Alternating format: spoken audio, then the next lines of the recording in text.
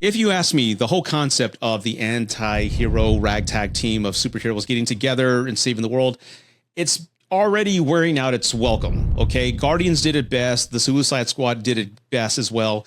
Then we've had the Suicide Squad, and then not the David Ayer one. Then we had the Borderlands. We had Section 31 with Star Trek, and I would even throw Deadpool in that thing, the anti-hero. But it's starting to not feel as special as it once did. But I heard a lot of great reviews about the Thunderbolts. And again, I am that guy who's been very critical of the MCU. I haven't been a fan of anything they've done post Endgame because it doesn't feel like they had a solid plan.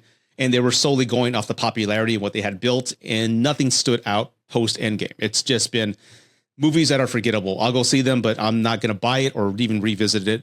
But I did hear a lot of good things about Thunderbolts. A lot of my fellow critics saw it. A lot of people were giving it great reviews on Rotten Tomatoes. And I went and saw it Friday, and here are my thoughts. Finding themselves ensnared in a death trap, an unconventional team of anti-heroes must embark on a dangerous mission that will force them to confront the darkest corners of their past. And for this review, I'm going to be fair. I'll go with the good and the bad. I'll start with the good.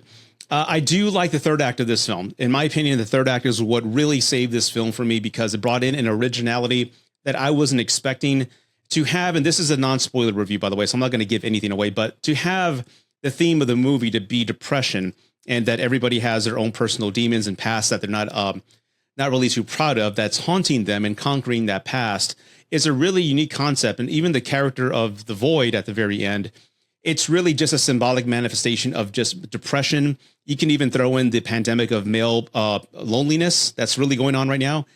It really hones in on that. And I thought that was a unique theme and concept for this movie. Like, oh, okay, everybody has that. Everybody has something in their past or not too proud of, and everyone at one point does feel lonely. So I think that can connect to a lot of people in the audience. So that was the one thing that stood me up out of my seat in a theater. Like, oh, this is original. I kind of like this idea. Let's see what they do. And we'll go from there. The performances were fine. Florence Pugh, I love her in Midsommar. I love anything she's done. She's a fantastic actress. The standout was David Harbour, in my opinion, as the Red Guardian, whatever he was. I do like his performance. He had brought in a lot of comedic flair and comic relief in some scenes, which is fine. Wyatt Russell, Kurt Russell's son, was fine. Even Lewis Pullman, which I loved him in Salem's Lot, he was fantastic. It was fine. But again, nothing really stellar, nothing really like wow, nothing jaw-dropping. It was just a fun ensemble of people just who are all not supposed to be together, not supposed to work as a team, to just find some sort of commonality and get together and conquer the bad guy. There was one stunt in the movie that really blew me away, is when they have a limo that's flipped over on its top, just very similar to the 18-wheeler they did in The Dark Knight Returns. I thought that was a fantastic stunt. That's probably one of the best stunts I've seen in an MCU movie that was not CGI. That was really impressive. So kudos to the stunt team and whoever put that together. That was like, whoa, I like that. And that's about it for the good. Let me go to the bad. And now for the bad. For me, the problem with MCU movies, for me, ever since the end of Infinity War, has been they're all the same. They're safe. They're absolutely kid safe. You can bring your kids, 4, 5, and 6, watch the movie, and you know nothing bad is going to happen. If something bad happens, there'll be a happy ending at the end of the movie. No one ever stays dead in these movies, and at no point in this movie did I ever feel any suspense. I was never at the edge of my seat because I knew everybody was going to be fine, and lo and behold, everybody was. Julia Louis-Dreyfus, I loved her in Seinfeld and other things, but for this particular performance, I know she was kind of coming off like a Lex Luthor, but I never felt her as a threatening presence. I don't know if that's what they were shooting for, but as far as her being the, I guess, the enemy, the bad guy of the film, I never felt that she was really an evil presence of the group to fear.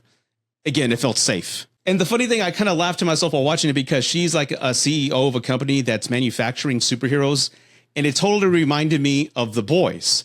And I felt like I was watching the original material that The Boys are spoofing in this movie, and I just kind of laughed. I'm like, this is exactly what The Boys makes fun of, and now we're doing this in an MCU movie? Really? Oh, God. And last, I want to read the synopsis of the movie that they have on IMDb, okay? Anti-heroes must embark on a dangerous mission that will force them to confront the darkest corners of their past. There could have been a wonderful third act and just visiting some dark histories with each character that would really hone in with the audience.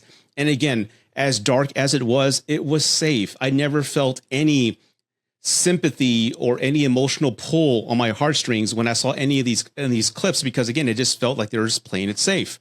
The best depiction of showing a ragtag group of people, their history, and feeling sorry for them, in my opinion, is Creature Commandos. Every one of those characters in that show had a segment where you felt horribly sorry for these people. You felt a great sense of empathy, and it all comes down to the writing. I think James Gunn is a master at that. And that is powerful. And this is cartoons, but you felt drawn to these people and you had such sympathy for the Weasel and other characters because you understood their story and it showed it for what it's worth. It's a horrible history. Here they had that opportunity to do the same thing and they didn't have the balls to do it. And I get it. It's a Disney movie. It's an MCU movie. And that's the problem with me. They're always safe when they have the opportunity to go and really tell a compelling story. They won't. And again, not saying that this film sucks or it's bad, but it's okay. It's okay. To me, it's okay. So again, if you're a fan of the MCU, you're going to love this film. You're going to have a great time, and I'm sure it's going to make a lot of money. But again, if you're looking for something different like me, you're a fan of the MCU at one point, and you're just looking for them to at least show us something else, give us a different taste of something that's out there, because James Gunn is kicking ass right now. Give me something different so I can at least be vested in your universe. This isn't it for me. It's a safe, fun movie that I'm not going to think about tomorrow. I'm not going to buy, and that's it. So again, I'm going to give Thunderbolts a medium thumbs up, like a 50-50. Meh. Go see it. If you're an MCU fan, I'm sure you'll enjoy it. But for me, it's the same thing. Well, that does it for my review, everybody. If you agree with me, put some comments down below. I want to hear your thoughts. Did you enjoy Thunderbolts? Did you have a great time? What do you think? Is it a great MCU movie? Let me know. I would appreciate it. And if you haven't done so already, please subscribe, like the video. I would greatly appreciate that. Okay, so until then, I will see you next time, folks. Peace.